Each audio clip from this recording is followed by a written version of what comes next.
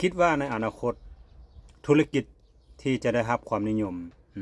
แม่นธุรกิจสามารถป้องกันมาเฮ็ดใหญ่ตกเนาะแล้วก็ป้องกันโรนพิฆาตป้องกันขีปนาวุธเนาะในนั้นข้าพเจ้าคิดว่าธุรกิจที่ออกแบบเฮ็ดตานางกวมใส่เฮือนเนาะตานางเหล็กบ่หรือว่าเป็นตา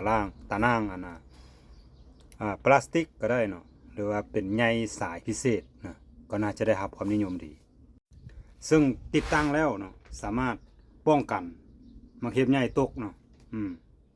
เพราะว่ายุคปัจจุบันนี่เทคโนโลยีทันสมัยเนาะในอนาคตนี่อาจจะเป็นซ่องโหว่เนาะหรือว่าเป็นการฉวยโอกาสของศัตรูเนาะเพราะว่าปัจจุบันนี้เทคโนโลยีทันสมัยเนาะศัตรูสามารถสร้างฝนเทียมเนาะสร้างมาเฮ็ดใหญ่เทียมได้แล้วเนาะเช่นว่าปล่อยขีปนาวุธไปเนาะแล้วแตกปึ้มเนาะหรือว่าปล่อยโรนไปแตกปึ้มออกเนาะหรือว่าขี่ยนต์ไปสีดพ่น